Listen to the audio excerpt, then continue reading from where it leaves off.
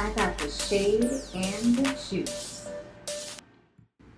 Welcome back to the latest episode of Shade and Juice. Make sure that you subscribe to my channel if you haven't yet done so, and also be sure to hit that little notification bell so that you get all of my uploads.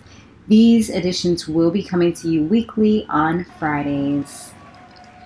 First thing that we're going to talk about that was kind of like in the headlines, but not really, it was just kind of like we talked about a little bit here and there, was P. Diddy, aka Diddy, aka Puffy, aka Puff Daddy. It was funny because when I said Puff Daddy to my son the other day, he was like, "You guys used to call a man daddy?" I'm like, it's not like that, okay? He also said he was called Brotherly Love, but then he kind of scratched that because I guess nobody was taking on to it. Anyway, so what's going on? The juice with him is that he's trying to get Cassie back, and he's doing it in a big way via social media. He put up something talking about, oh, he's gonna love you, he's gonna love her forever, and this was under her Instagram post. And then he also put up a Michael Jackson post of a song for her as well. She's actually been with him for 11 years, and she's 32. She doesn't have any kids by him, which I guess she may or may not have dodged the bullet, depending on which way you're kind of looking at it. But they're broken up for now. But I don't know. I kind of like them together. Or maybe it's just that I'm used to it. So speaking of Diddy and Bad Boys for Life, you may have guessed it, or you may have heard about it already, but Will Smith and Martin Lawrence are going to be teaming up again for the latest edition of Bad Boys. Yes, Bad Boys 3 is coming back, and I'm super excited because I saw number 1 and I saw number 2, and it's been how many freaking years? Will Smith posted it on his Instagram, kind of super happy about it, and from what I heard, Martin Lawrence also posted it. Will Smith actually posted it like months ago, trying to like call him out to do it, but of course in a friendly way, but he never really responded. But now we got it, child. So I'm definitely looking out for it, and I want to see that on the big screen. No bootlegs for me, honey. Nicki Minaj is the next person we're going to talk about, and she went on Queen Radio because, well, you know, she needs content for our Queen Radio, right? Hennessy had recently said that Nicki Minaj had leaked Cardi B's phone number to all the barbs out there, and she wanted to defend herself. She went on her Queen Radio and she was like that she didn't do it. People are always trying to lie on her. And she also wanted to add a little extra and say that Rah is the one who actually beat up Cardi B. She beat her up so badly. She was there going and knocking the gal in her head. So she was the one who actually caused that knot in her head. It wasn't the security as Cardi B had reported to many. She said that maybe Cardi B's just trying to be a thug or whatever, or she's trying to be bad. She don't want to look bad in front of her people. She want to still save face. So she was like, you know what? She's not going to say anything. She just let the story rock. And also she didn't want to be sued. But now she's ready to kind of put it out there and let everything be known. Following that, Cardi B came on to defend herself, and she posted 11 freaking videos personally addressing Nicki Minaj by name. Not no subs, not no, oh, she this or she, no. It's Nicki Minaj, let me tell you. And she says that she did not get ragged by Rah Ali, and there's several videos out there, and it's funny how she's talking about, oh, she'll pay somebody to get the footage, but then she also in the same breath said that she had the footage. So it's kind of like contradicting herself when she was talking about the situation on Queen Radio. She also is like, how you going to say that you were humiliated and all these things? But then now she's talking about how they're gangster and they was the ones who beat her up. So it's like, which one are you going to be? Are you going to be the victim or are you going to be the gangster? Pick a side, pick a side. Quoting Nicki Minaj, of course. She said that her phone number was leaked 1 hour after the iconic Bazaar event. And it's crazy how that happened, but yet now she has a new phone number and it hasn't been leaked because they don't have this phone number. In the end, they both ended up kind of agreeing. Nicki Minaj put it out there that she's over this. She doesn't want to talk about it anymore. And although it's good for entertainment, she's not with it. So Cardi B reposted that from Nicki Minaj's Twitter, and she said she agrees. She just wants to go ahead on her positive vibes, and that's it.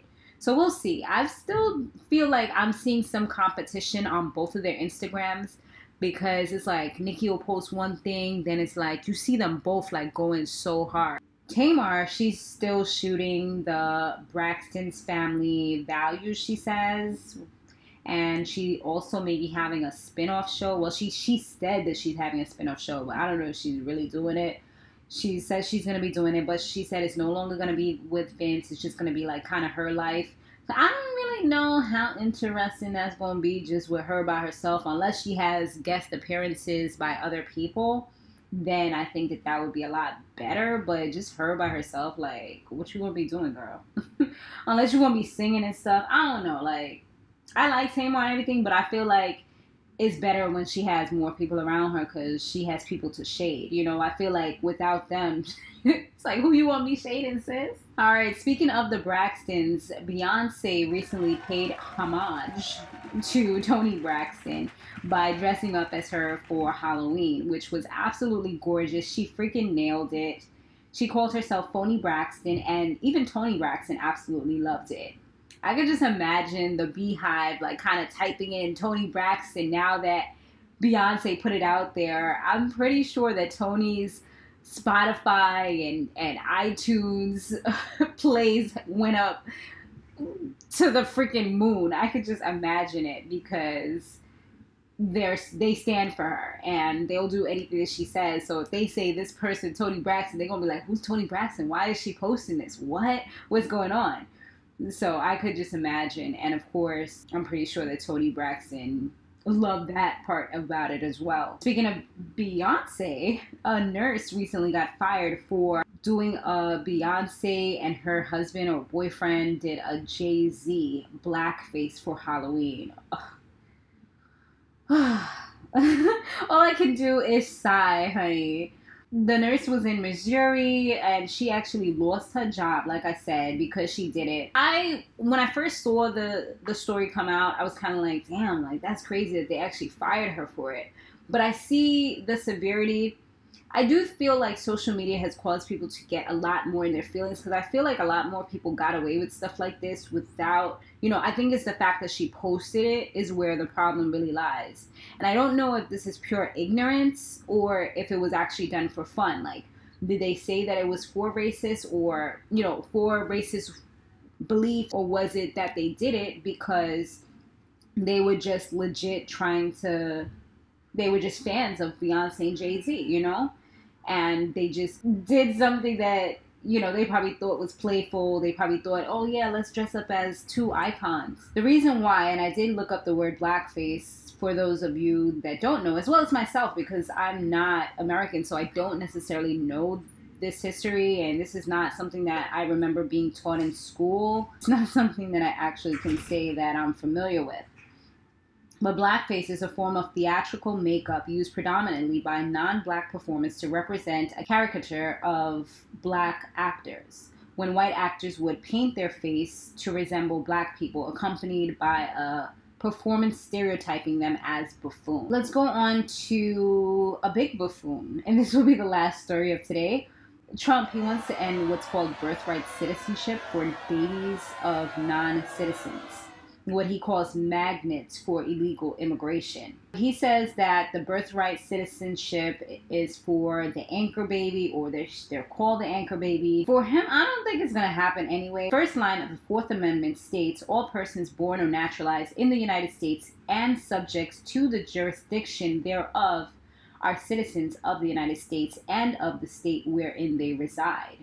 So he's trying to kind of amend the 14th Amendment if he was to come out and try to really go hard and do something like this. The 14th Amendment was passed back in 1866. It mandates automatic citizenship for anyone and everyone born on U.S. soil. It hasn't been an issue before. It's been something that we've been doing for years, centuries, and all of a sudden, this man is coming here trying to change it because of his prejudiced values. This is why, you know, they're saying that it's so important to vote so we can take over the office, we can take over the House, and Democrats can have a voice, a louder voice, to hopefully stop some of the injustices that are happening.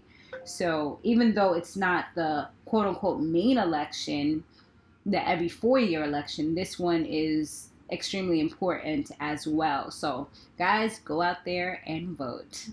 All right, guys, until next time, be sure to stay fabulous, live free, and soar limitless, and drink that juice. Later.